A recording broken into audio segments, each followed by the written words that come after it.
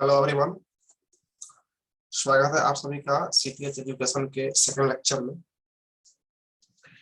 First lecture में हम लोग देखे थे कि ब्राउजर क्या होता है।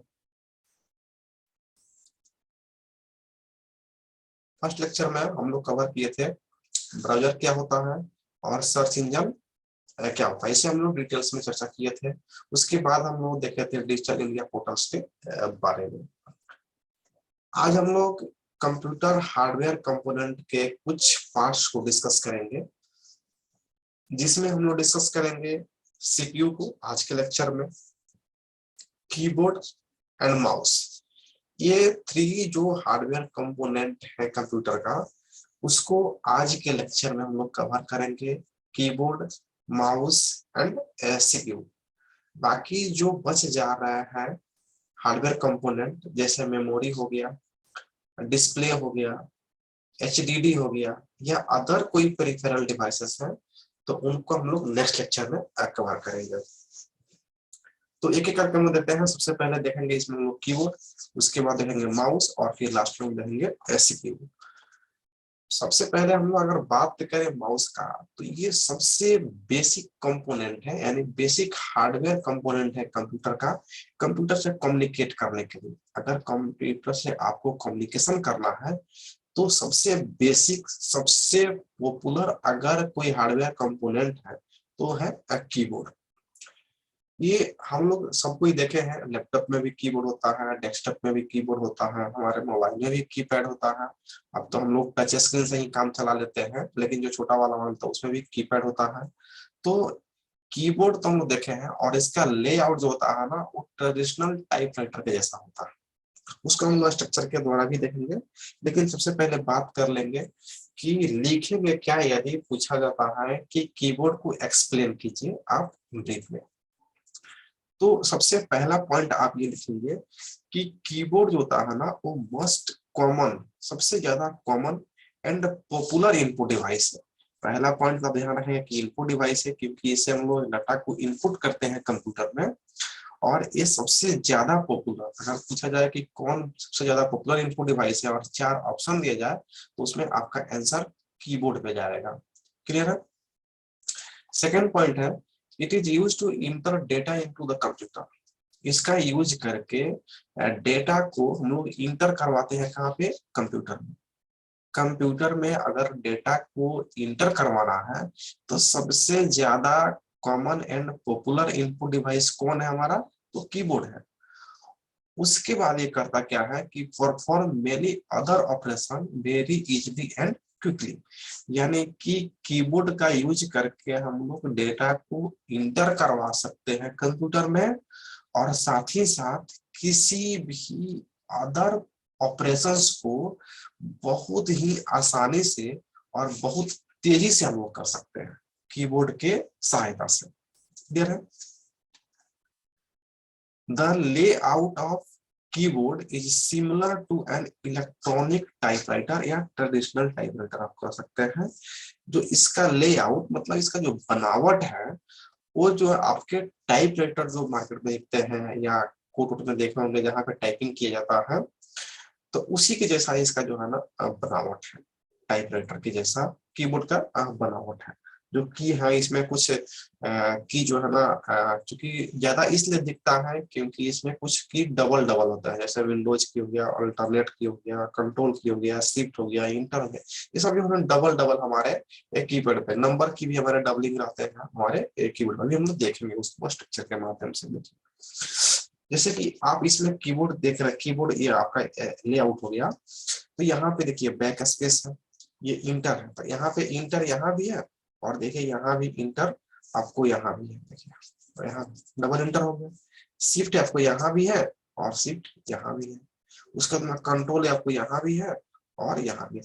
ये डबल इसलिए दिया गया कि आप दोनों साइड से, दोनों हाथ से जब टाइपिंग करते हैं तो जो आपको कंफर्टेबल लगे, जिधर से आपका उंगली काम कर रहा है वहां पे आप उसको यूज कर सकते हैं। इसलिए नंबर ऑफ की यहाँ पे ज्यादा दिखता है, बहुत ज्यादा की यहाँ पे नहीं है। अगर पूछा जाए कि मैक्सिमम कितने की अभी विंडोज पे आ रहे हैं, तो विंडोज पे अभी 104 की आ रहा है, 104 मैक्सिमम की अवेलेबल है हमारे कीबोर्ड पे।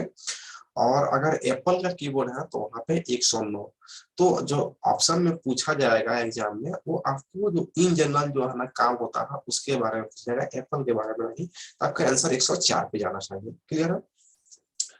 नेक्स्ट पॉइंट है इसमें, a keyboard is composed of buttons use to create letters. यानी कि कीबोर्ड क्या हो गया, बहुत सारे बटन्स को मिला करके बनाया गया, बहुत सारे बटन्स को मिला करके बनाया गया है, जिससे क्या होता है हम लोग, जैसे कि कौन कौन से बटन्स हैं उसमें, लेटर्स हैं, नंबर्स हैं, सिंबल्स हैं, जो सब मिल करके एक एडिशनल फंक्शन का क्रिएशन करते हैं, या किसी भी काम करके हम लोग जो है ना एक से अधिक की को एक प्रेस करके भी यूज करते हैं, जिसको बोलते हैं मॉडिफायर कीज। अगर आप एक बार में एक ही समय में एक से अधिक की का यूज करते हैं तो उस तरह के की को बोलते हैं मॉडिफायर कीज। और हमारे कीबोर्ड पे जो है ना 3 मॉडिफायर कीज अवेलेबल है। इसमें आपका पहला तो हो गया आपका विंडोज की, उसके बाद हो गया कंट्रोल की, और यहाँ पे हो गया शिफ्ट की। क्योंकि अगर आपको एबीसीडी लिखना है स्मॉल में तो आराम से एबीसीडी लिख रहे हैं, लेकिन अगर आपको कैपिटल में लिखना है तो या तो कैप्स लॉक ऑन करेंगे, यानी तो शिफ्ट दबा के ये दबा देंगे तो कैपिटल आ जाएगा। तो शिफ्ट दबा करके जब ये दबाए तो शिफ्ट को ले करके ये दबाएंगे तब कैपिटल आएगा। तो इस शिफ्ट क्या हो गया आपका मॉडिफायर की। ठीक उस वजह से बहुत सारे काम हम लोग करते हैं, कंट्रोल का यूज करते हैं, तो कंट्रोल ये हमारा मॉडिफायर की हो गया। विंडोज की यहाँ पे है, ये तीनों की क्या हो गया आपका मॉडिफायर। ठीक उसी प्रकार से यहाँ भी आपका शिफ्ट है, यहाँ पे विंडोज है, यहाँ पे कंट्रोल है, क्या हो गया मॉडिफायर की। ठीक है ना, डबलिंग ग्रुप में दिए गए हैं। नेक्स्ट पॉइंट है, it is spherical peripheral device. क्या है ये, पेरिफेरल डिवाइस है, that is the most basic way for user to communicate with computer. यानी कि कंप्यूटर से अगर यूजर को कम्युनिकेट करना है तो सबसे बेसिक जो है ना पेरिफेरल डिवाइस है वो है आपका कीबोर्ड। अब यहाँ पे एक टर्म आ रहा है आपका पेरिफेरल डिवाइस। पेरिफेरल डिवाइस क्या होता है, तो वैसे डिवाइस जो आपके सीपीयू से ज्वाइंट होकर के आपके कंप्यूटर में कोई भी ऑपरेशन को करने में भागीदार होते हैं, उन सारे डिवाइस को बोलते हैं पेरिफेरल डिवाइस। जैसे आपका कीबोर्ड हो गया, माउस हो गया, प्रिंटर हो गया, आप उसमें अगर म्यूजिक सिस्टम कनेक्ट करते हैं सॉन्ग सुनने के लिए तो वो हो गया। यानी कि जो भी डिवाइस आप उसमें कनेक्ट कर रहे हैं और यूज कर रहे हैं उन सभी आउटर डिवाइसेस को सबको बोलते हैं पेरिफेरल डिवाइस। यानी कि आपको सीपीयू में जो भी बाहर से डिवाइस आप कनेक्ट कर ले रहे हैं और काम कर रहे हैं उन सभी डिवाइसेस को बोलते हैं पेरिफेरल डिवाइसेस। ठीक है। और इन सभी पेरिफेरल डिवाइसेस में अगर कंप्यूटर से आपको कम्युनिकेट करना है बेसिक रूप में, तो सबसे बेसिक आपका कम्युनिकेशन करने का पेरिफेरल डिवाइस जो है वो है आपका कीबोर्ड। अब लास्ट पॉइंट है कि यहाँ पे इसका इन्वेंशन किसने किया था, कीबोर्ड का इन्वेंशन किसने किया था। तो आप ये देख रहे हैं साइंटिस्ट का नाम क्रिस्टोफर लेथम सोल्स। क्रिस्टोफर आप याद रखेंगे, क्रिस्टोफर सोल्स आप याद रखेंगे। Christopher Sholes is known as inventor of the first QWERTY keyboard. QWERTY मतलब कि ये जो है ना आपका स्टाइल है, देखिए यहाँ पे क्यू है, डब्ल्यू है, ई है, आर है और टी वाई, तो इसको बोलते हैं क्वेर्टी स्टाइल। और यहाँ पे ऑलमोस्ट सभी जो कीबोर्ड है वो क्वेर्टी स्टाइल में ही अवेलेबल होते हैं। इस तरह से डिजाइन किया गया है कि आपका हाथ जो है ना, उंगली जो है ना फास्ट काम कर सके। तो ये हो गया आपका रिगार्डिंग कीबोर्ड के रिगार्डिंग। अब कीबोर्ड में क्या क्या पॉइंट है जो आप एग्जाम में लिखने में यूज कर सकते हैं। तो सबसे पहला पॉइंट कि ये एक इनपुट डिवाइस होता है और सबसे पॉपुलर इनपुट डिवाइस होता है।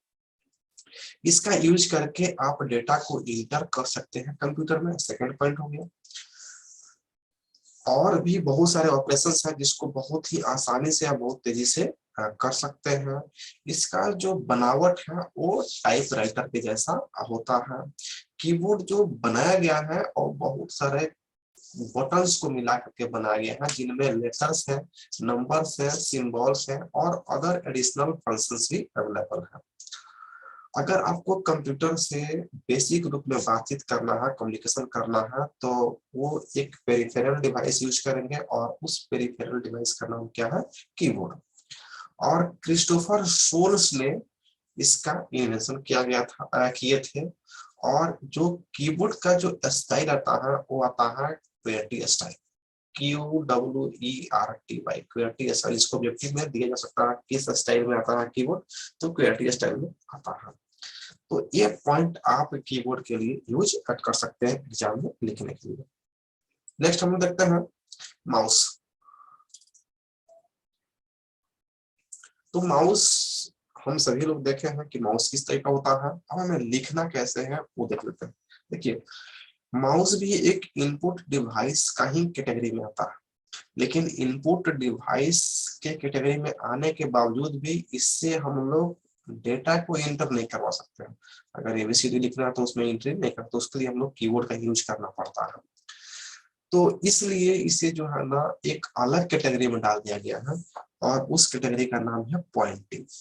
ठीक है, इसलिए माउस को बोला जाता है कि माउस एक क्या है? पॉइंटिंग डिवाइस है। तो क्या है कि क्या ये इनपुट डिवाइस नहीं है? तो हाँ है, इनपुट डिवाइस है, उसके बावजूद भी एक पॉइंटिंग डिवाइस है, क्योंकि ये स्क्रीन के किसी एक पार्ट को ये पॉइंट करता है हमेशा। ठीक है ना, लेकिन डेटा को इंटर करने के लिए हम लोग इसका यूज नहीं करते हैं। हम लोग इससे क्रसर मूवमेंट करवाते हैं और स्क्रीन को कंट्रोल करते हैं बहुत ही फास्ट तरीके से। जितना फास्ट हमारा कीबोर्ड नहीं कर पा रहा था स्क्रीन को कंट्रोल, तो ये बहुत फास्ट काम कर लेता है 365 डिग्री पे, यानी कि चारों दिशाओं में जो है ना ये स्क्रीन के कंट्रोल करने में कामयाब है। तो सबसे पहला पॉइंट इसमें हो गया क्या? कि एक पॉइंटिंग डिवाइस है। नेक्स्ट पॉइंट देखेंगे कि it controls the movement of crusher on the computer screen. Computer के स्क्रीन पे अगर क्रसर के मूवमेंट को कंट्रोल करना है तो उसका लिए हम लोग यूज करते हैं माउस को। ये जो एरो दिखता है इस तरह का आपके कंप्यूटर स्क्रीन पे, इसी को बोलते हैं क्रसर। क्लियर है? इसी को क्या बोलते हैं? क्रसर बोलते हैं। इसको मूवमेंट को कंट्रोल करना है तो हम लोग माउस का यूज करते हैं। And allow user to move, select folders, text files and icons on computer. अगर कंप्यूटर पे अगर आपको किसी फोल्डर को सिलेक्ट करना है, किसी टेक्स्ट को सिलेक्ट करना है, किसी फाइल्स को सिलेक्ट करना है या किसी आइकॉन्स को सिलेक्ट करना है, तो उसके लिए भी हमारा माउस जो है ना यूजफुल होता है। ये पॉइंट हो गया आपका माउस के बारे में।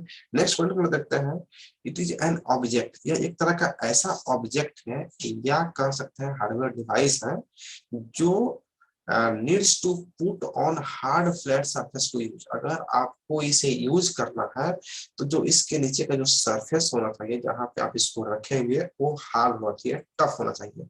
मुलायम अगर होगा तो बहुत अच्छे से ये काम नहीं कर पाएगा। क्लियर है? देखिए, ये है आपका माउस। इसमें जो है ना ये आपका व्हील लगा हुआ है जिसको आप मूव करके अप एंड डाउन जा सकते हैं। यहाँ पे ये जो है ना आपका बटन है, लेफ्ट बटन हो गया और ये हो गया आपका राइट बटन। तो लेफ्ट बटन से आप क्लिक करके किसी चीज को सेलेक्ट करते हैं और राइट बटन से जो है ना हमें ऑप्शन अवेलेबल होते हैं क्या क्या आप उसमें कर सकते हैं। और भी कुछ पॉइंट्स है जिसे हम देख सकते हैं। Now day almost every mouse has two buttons. Almost कहा जा रहा है कि अभी के समय में जो ही माउस आ रहा है उसमें दो बटन होते हैं, एक होते हैं लेफ्ट और दूसरा होता है राइट। इन 1963 और डगलस, देखिए यहाँ पे Douglas Engelbart invented the mouse. Douglas Engelbart जो है ना माउस का इन्वेंशन किए थे 1963 में। हम अभी कीबोर्ड को देख रहे थे, क्रिस्टोफर सोल्स ने उसका इन्वेंशन किया था और माउस का इन्वेंशन डगलस एंगलबर्ट ने इसका इन्वेंशन किए थे। तो आप इनका नाम भी याद रखेंगे क्योंकि ऑब्जेक्टिव में कुछ भी पूछा जा सकता है। नेक्स्ट पॉइंट है कि ये mouse if it is mechanical mouse uses ball and rollers. देखिए, माउस दो तरह के होते हैं, मैकेनिकल और ऑप्टिकल। अगर आपका मैकेनिकल माउस है तो उसमें बॉल होगा और रोलर्स होगा। इसको बोल रहा है रोलर। ये जो है ना आपका जो रोल करता है उसको बोलते हैं रोलर्स और नीचे में उसके बॉल लगा हुआ रहता है। And optical mouse uses a laser और लेड। यानी कि अगर ऑप्टिकल है जो वायरलेस माउस होता है तो उसमें वो जो है ना लेजर पे काम करता है। तो ये हो गया रिगार्डिंग माउस के। अब इसको जो है ना समराइज अगर आप करेंगे कौन कौन से पॉइंट पे काम का हो रहा है एग्जाम में लिखने के लिए, तो माउस एक पॉइंटिंग डिवाइस है। इसका यूज करके कर्सर के मूवमेंट को आप कंट्रोल कर सकते हैं कंप्यूटर स्क्रीन पे। साथ ही साथ यह अलाउ करता है कि आप कंप्यूटर स्क्रीन पर फोल्डर को सिलेक्ट कर सकते हैं, टेक्स्ट को सिलेक्ट कर सकते हैं, फाइल को सिलेक्ट कर सकते हैं, या फिर किसी आइकॉन्स को भी सिलेक्ट कर सकते हैं। अगर इसका यूज करना है आपको तो इसको रखने के लिए थोड़ा सा हार्ड सरफेस की आवश्यकता पड़ता है। ऑलमोस्ट आज के डेट में जो भी माउस आ रहे हैं उसमें दो बटन होते हैं, लेफ्ट और राइट। और डगलस एंगलवर्थ ने 1963 में इसका इन्वेंशन किए थे। अगर आपके पास मैकेनिकल माउस है तो वो बॉल एंड रोलर पे काम करेगा, और आपके पास अगर ऑप्टिकल माउस है तो वो लेजर पे या एलईडी पे काम करेगा। क्लियर है? तो ये कुछ पॉइंट्स हैं जिसको आप समराइज करके आप याद रख सकते हैं अपने एग्जाम पॉइंट ऑफ व्यू से। साथ ही साथ इसे याद रखेंगे तो आपका ऑब्जेक्टिव जो है ना स्मूथली एग्जाम में बनते जाएगा। नेक्स्ट हम लोग बात करते हैं सीपीयू की। सीपीयू क्या है इसको समझते हैं। जो सीपीयू होता है इसका फुल फॉर्म होता है सेंट्रल प्रोसेसिंग यूनिट। इसको ध्यान रखेंगे, जानने के बावजूद भी एग्जाम में गलती कर देते हैं आप लोग, क्योंकि इस क्वेश्चन को बार बार पूछ जाता है। CPU is also called processor. CPU को ही प्रोसेसर कहा जाता है, या सेंट्रल प्रोसेसर कहा जाता है, या फिर माइक्रो प्रोसेसर कहा जाता है। तो अगर ऑब्जेक्टिव में पूछा जाए कि माइक्रो प्रोसेसर किसको कहा जाता है, तो वहाँ पे ऑप्शन कुछ भी हो सकता है। प्रोसेसर हो सकता है, सेंट्रल प्रोसेसर होता है, या सीपीयू हो सकता है। या सीपीयू किसको कहा जाता है, तो ऑप्शन है प्रोसेसर, सेंट्रल प्रोसेसर या माइक्रो प्रोसेसर, कुछ भी हो सकता है। ध्यान रखेंगे आप माइक्रो प्रोसेसर पे कि माइक्रो प्रोसेसर को ही सेंट्रल प्रोसेसिंग यूनिट सीपीयू कहा जाता है। It carries out all the important function of a computer. Computer के जो भी इम्पोर्टेंट फंक्शन है वो सभी किसके द्वारा किया जाता है, तो सीपीयू के द्वारा किया जाता है। ये हम सभी जानते हैं कि सीपीयू ही सारे काम करता है। कीबोर्ड और माउस से हम लोग तो इनपुट करते हैं और मॉनिटर पे हम लोग आउटपुट को देखते हैं स्क्रीन पे। बाकी जो भी प्रोसेस होते हैं वो सब सीपीयू के अंदर में होते हैं, और हमारा सारा प्रोसेस जो है ना प्रोसेसर करता है। क्लियर है? अब आप देखेंगे कि सीपीयू का स्ट्रक्चर तो इस तरह का होता है। सीपीयू में एसेंशियल 3 कंपोनेंट लगे होते हैं, और वो कंपोनेंट है आपका control unit, arithmetic and logic unit और मेमोरी यूनिट। इन सभी का जो है ना फुल फॉर्म आप लोग याद रखेंगे ऑब्जेक्टिव के लिए। Control unit CU, arithmetic unit ALU, और मेमोरी यूनिट जिसमें यहाँ पे दिया गया है रैम, क्योंकि रैम में हम लोग सारे काम करते हैं। उसके अलावा आगे हम लोग मेमोरी में देखेंगे कि रैम रोम और प्राइमरी सेकेंडरी क्या होता है, डिटेल्स में वहाँ पे देखेंगे। यहाँ पे सिर्फ समझे मेमोरी यूनिट। 3 इसेंशियल कंपोनेंट है सीपीयू में, और तीनों कंपोनेंट एक साथ मिल करके कंप्यूटर के सारे काम को परफॉर्म कर लेते हैं। It receives information from both hardware and active software. क्या करता है कि सीपीयू क्या करता है कि आपके सारे हार्डवेयर और एक्टिव जो सॉफ्टवेयर है उससे इंफॉर्मेशन को, इंस्ट्रक्शन को रिसीव करता है, और उसी के अकॉर्डिंग जो है ना एक प्रोसेस करके आउटपुट प्रोड्यूस करता है। प्रोड्यूस आउटपुट अकॉर्डिंगली जो इंस्ट्रक्शन इसे मिलता है उसी इंस्ट्रक्शन के अकॉर्डिंग ये आउटपुट को प्रोड्यूस करता है प्रोसेसिंग के बाद। It stores all important programs like operating system and applications software। बहुत सारे एप्स हम लोग इंस्टॉल करते हैं, और ऑपरेटिंग सिस्टम हमारा सिस्टम को चलाने के लिए होता है। उन सबको जो है ना हम लोग कहाँ पे इंस्टॉल करते हैं, तो कंप्यूटर के मेमोरी में ही रखते हैं। CPU also helps input and output device to communicate with each other. यानी कि इनपुट और आउटपुट एक साथ काम करें, उसको कम्युनिकेशन करवाने के लिए जिम्मेवार कौन होता है, सीपीयू। कौन अच्छे से काम कर रहा है, कौन नहीं कर रहा है, उसका इंस्ट्रक्शन जो हमें स्क्रीन पे दिखता है वो कौन देता है, सीपीयू। तो कम्युनिकेशन जो भी डिवाइस करते हैं एक दूसरे से, उसको कम्युनिकेशन करवाने का जिम्मेवारी भी सीपीयू का ही होता है। तो वो सब काम हमारा कौन कर रहा है, सीपीयू कर रहा है। इसीलिए इसको कहते हैं ब्रेन ऑफ कंप्यूटर। सीपीयू क्या कहता है, ब्रेन ऑफ कंप्यूटर। अब आप समझ चुके होंगे कि सीपीयू के बारे में आपको क्या लिखना है और सीपीयू क्या है। सीपीयू को माइक्रो प्रोसेसर के नाम से जानते हैं, कंप्यूटर के सभी प्रोसेसिंग को कौन करता है, तो सीपीयू ही करता है, ऑल फंक्शन को। अगर उसको डाटा को रिसीव करना है हार्डवेयर से या एक्टिव सॉफ्टवेयर से, तो कौन करता है, सीपीयू करता है। और उसके अकॉर्डिंग प्रोसेस करके आउटपुट कौन देता है, सीपीयू ही देता है। कहाँ पे दिखता है आउटपुट, तो मॉनिटर स्क्रीन पे। जो भी इंपॉर्टेंट प्रोग्राम होते हैं उसको इंस्टॉल कहाँ पे किया जाता है, मेमोरी, यानी कि कंप्यूटर के मेमोरी में, सीपीयू में। ठीक है। अब CPU also helps input and output device to communicate. सभी डिवाइस को कम्युनिकेशन करवाता कौन है, सीपीयू करवाता है। यही कारण है कि इसको कंप्यूटर के ब्रेन के नाम से जाना जाता है। अब इसमें 3 इसेंशियल कंपोनेंट है जो देख सकता है आप यहाँ पे, ALU arithmetic logic unit, CU मतलब कंट्रोल यूनिट, और मेमोरी यूनिट जिसको बोलते हैं MU। ठीक है ना, या इसको स्टोरेज डिवाइस भी कहा जाता है। अब ये जो कंट्रोल यूनिट है, कंप्यूटर में जो भी प्रोसेस होते हैं उन सबको कंट्रोल करने का काम कौन करता है, हमारा कंट्रोल यूनिट। यानी कि कौन सा डिवाइस काम कर रहा है, कौन नहीं कर रहा है, किसे किसको कम्युनिकेशन करवाना है, कब डेटा को स्टोर करना है, कब आउटपुट देना है, क्या प्रोसेस करना है, वो सारे को इंस्ट्रक्शन को कंट्रोल कौन करता है, तो कंट्रोल यूनिट, जिसका शॉर्ट नेम होता है CU। कैलकुलेशन का काम कौन करता है, हमारा ALU। जो भी कैलकुलेशन होता है हमारे कंप्यूटर के अंदर में, वो चाहे लॉजिकल कैलकुलेशन हो या अरिथमेटिकल कैलकुलेशन हो, कौन करता है, ALU। और जब कैलकुलेशन हो जाते हैं तो मेमोरी में सेव करने का काम कौन करता है, हमारा मेमोरी। कौन देता है सेव करने के लिए, तो कंट्रोल यूनिट। अब यहाँ पे रैम में तो हम सेव करते नहीं है, तो जो प्रोसेस हो रहा है, कैलकुलेशन हो रहा है, या लॉजिकल या अरिथमेटिकल कोई भी कैलकुलेशन हो रहा है या प्रोसेसिंग हो रहा है, तो डेटा कहीं ना कहीं तो होगा। तो कहाँ पे होगा, जब प्रोसेसिंग होता रहता है तो हमारा डेटा कहाँ पे रहता है, रैम में रहता है। इसको हम लोग नेक्स्ट लेक्चर में डिटेल्स में मेमोरी में देखेंगे, रैम रोम के बारे में। क्लियर है। तो आज का टॉपिक 3 रहा, जिसमें कीबोर्ड हम लोग देखे, माउस देखे और सीपीयू देखे। आपको शॉर्ट नोट्स, इसको वीडियो को देख करके शॉर्ट नोट्स बनाना है, जिसमें 4-5 पॉइंट होना चाहिए, और आसान आसान पॉइंट आप अपने हिसाब से नोट्स बनाएंगे और उसे ध्यान में रखेंगे, जिससे कि आपका ऑब्जेक्टिव और सब्जेक्टिव दोनों कवर हो जाए एग्जाम में। तो मिलते हैं फिर से नेक्स्ट लेक्चर में, नेक्स्ट वीडियो में, नेक्स्ट लेक्चर के साथ। तब तक के लिए धन्यवाद, अंत तक वीडियो देखने के लिए।